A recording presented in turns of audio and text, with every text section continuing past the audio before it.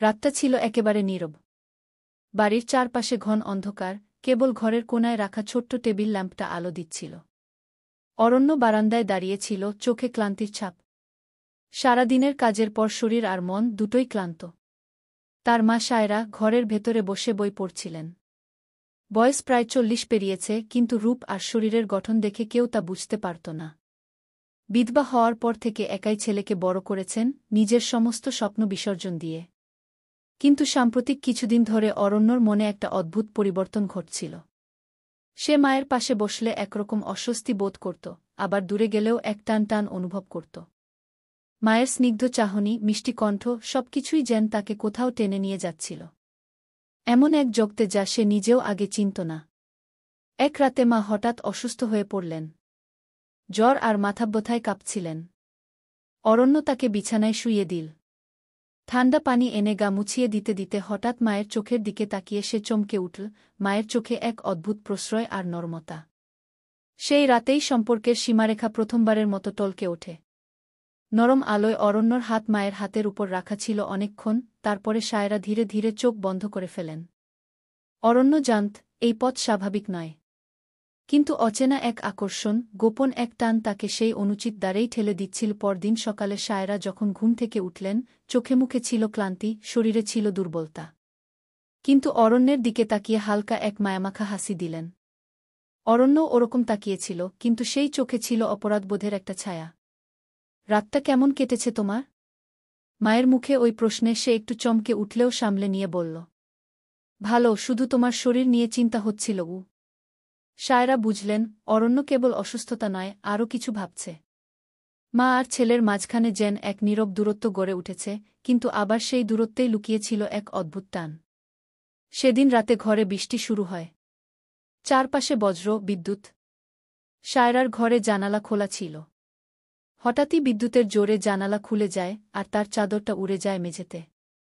অরণ্য দৌড়ে এসে চাদরটা তুলতে গিয়ে দেখে সায়রার গায়ে তখন হালকা এক নাইটি, যার নিচে শরীরের অনেক কিছু স্পষ্ট হয়ে উঠেছে।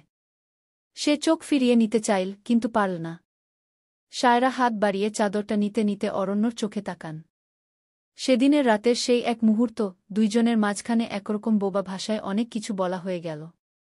তারপর সায়রা বললেন নিচু গলায়, তুই যদি না থাকতিস পাশে, আমি হয়তো এতদিনে একা ভেঙে পড়তাম।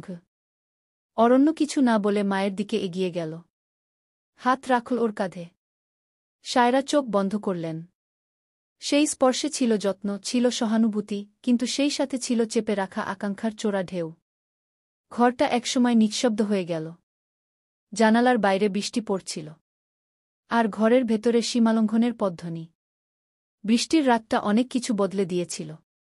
পরদিন সকালটা অস্বাভাবিক নীরব ছিল। সায়রা আর অরণ্য কেউই যেন ঠিক করে একে অপরের চোখে চোখ রাখতে পারছিল না।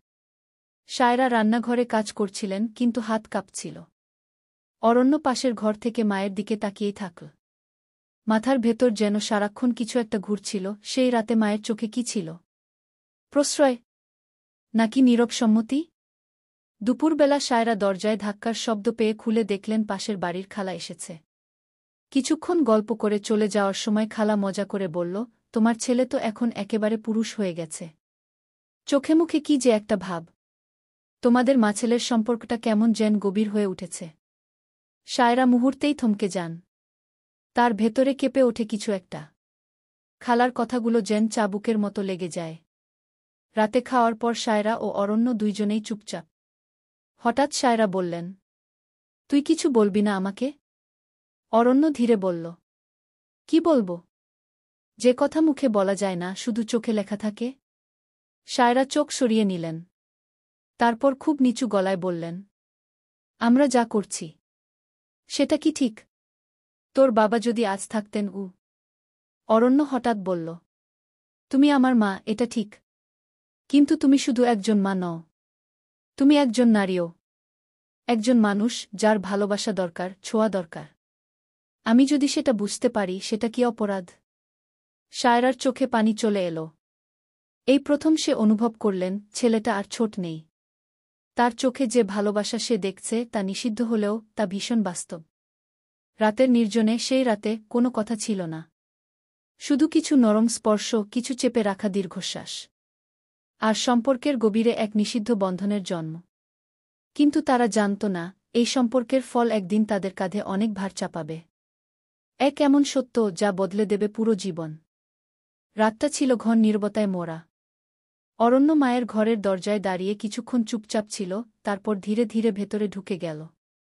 সায়রা তখন জানালার ধারে বসেছিলেন। জানালার বাইরে পূর্ণিমার চাঁদ, আর ঘরের ভেতরে টানটান এক অদৃশ্য উত্তেজনা। সায়রা বুঝতে পারছিলেন, আজকের রাতটা হয়তো আর আগের মতো থাকবে না। মা ই। অরণ্যর গলা কাঁপছিল। সায়রা চুপচাপ উঠে এসে বললেন, আজ কিছু বলিস না, শুধু আমার পাশে থাকু। সেই রাতে বিছানায় দুই শরীরের মাঝে যে দূরত্ব ছিল এতদিন ধরে, তা ধীরে ধীরে গলে যেতে লাগল। অরণ্যর হাত ধীরে মায়ের হাত ধরল।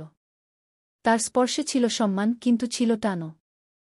সায়রার চোখ বন্ধ, ঠোঁট কাঁপছে। তার ঠান্ডা শরীর অরণ্যর স্পর্শে কেঁপে উঠছিল, কিন্তু সে নিজেকে সরিয়ে নিচ্ছিল না। হঠাৎ করেই সময় থেমে গেল। যে টান এতদিন ধরে ধীরে ধীরে গড়ে উঠেছিল, তা আজ শরীরের ভাষায় রূপ নিচ্ছে। চোখে জল, বুকে ভার, আর হৃদয়ের গহীনে সেই নিষিদ্ধ তৃপ্তির প্রথম স্বাদ।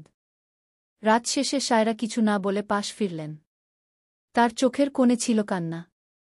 অরণ্য বুঝতে পারল, সে যা করেছে তা শুধু শরীর নয়, মায়ের জীবনের ভেতরকার আবেগেও আঘাত করেছে। কিন্তু তার নিজের মনও এক নতুন মোহে বাধা পড়ে গেছে। সে শুধু চুপচাপ বলল, তোমার কিছু হলে আমি নিজেকে কখনো ক্ষমা করতে পারব না গি। সায়রা চোখ বন্ধ করলেন। আমার মধ্যে যদি তুই কিছু রেখে দিস, আমি সেটাকেই নিয়তি ধরে নেব। কারণ তুই আমারও একটা নাবলা সত্যও। সেই রাতে মায়ের শরীরে এক নতুন বীজ বপন হয়ে গেল। এক নিষিদ্ধ বন্ধনের বাস্তব প্রতিফলন। সেই রাতের পরে অরণ্য আর সায়রার মধ্যে যেন এক অদ্ভুত নীরবতা গেঁথে যায়। একসাথে থাকা, একে অপরের দিকে তাকানো, সবই ছিল আগের মতো, কিন্তু হৃদয়ের ভেতরে চলছিল এক অনুচ্চারিত গর্জন। সায়রার শরীরে ধীরে ধীরে পরিবর্তন আসতে শুরু করল। সকালে উঠে ক্লান্তি, খাবারে অরুচি, মাথা ঘোরা, এসব নিয়ে অরণ্য চিন্তিত হয়ে পড়ে। তুমি ডাক্তার দেখাওনি কেন এখনো? অরণ্য প্রশ্ন করল। সায়রা শুধু বলল, শরীরই তো বুঝিয়ে দেয় সব। ডাক্তার কি বলবে আমি নিজেই জানি গি। অরণ্য কিছুক্ষণ স্তব্ধ থাকল। তারপর বলল, তুমি কি মা, তুমি কি আমার সন্তান ধারণ করেছ? সায়রার চোখে জল এসে গেল। সে মুখ ফিরিয়ে বলল, আমি জানি এটা পাপ। কিন্তু আমার শরীর তো মিথ্যে বলে না অরণ্য। আমি যেটা টের পাচ্ছি সেটা কোনো কল্পনা না গি। অরণ্য এক পা পিছিয়ে গেল। সেই মুহূর্তে তার বুকের ভেতর কেঁপে উঠল, ভয়, গর্ব, অপরাধ, ভালোবাসা, সব একসাথে। আমরা কি করব এখন? তার গলা কাঁপছিল। সায়রা ধীরে বলল, যদি এই সম্পর্কের ফল আমার গর্ভে থাকে তাহলে আমি সেটা জন্ম দেব। কারণ এটা শুধু তোমার সন্তান না, এটা আমার ভালোবাসার শেষ প্রমাণগু। তাদের এই গোপন সম্পর্ক যেন এখন রূপ নিচ্ছিল এক ভয়ানক বাস্তবে। রাতের অন্ধকারে সায়রা আয়নার সামনে দাঁড়িয়ে নিজের পেটের দিকে তাকালেন। সেখানে এক নবজীবনের সম্ভাবনা, এক নিষিদ্ধ সম্পর্কের জীবন্ত প্রতিচ্ছবি। তখনই বাইরে থেকে দরজায় কড়া নাড়ার শব্দ। কে এসেছে? সেই গোপন সত্য কি বাইরে ফাঁস হয়ে যাচ্ছে? দরজায় কড়া নাড়ার শব্দে সায়রার বুক ধক করে উঠল। তিনি দ্রুত ওড়না গায়ে জড়ালেন, চোখের পানি মুছে দরজার দিকে এগিয়ে গেলেন।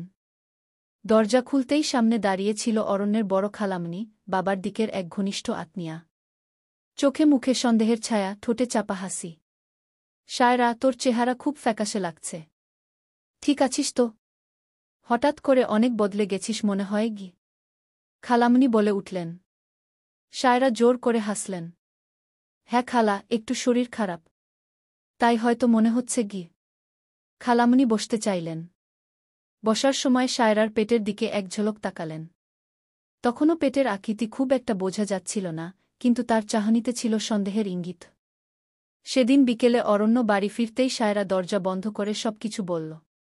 তোর খালামণি কিছু টের পেয়েছে মনে হচ্ছে। তার চোখে আজ একটা অদ্ভুত প্রশ্ন ছিল। অরণ্য স্তব্ধ হয়ে গেল। তবে কি আমরা ধরা পড়ে যাচ্ছি মা? সায়রা হালকা গলায় বললেন।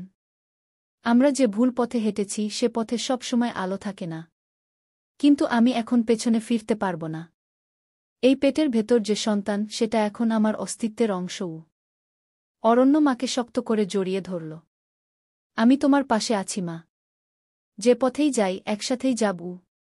এরপরের দিনগুলোতে ধীরে ধীরে সায়রার শরীর বদলাতে লাগল।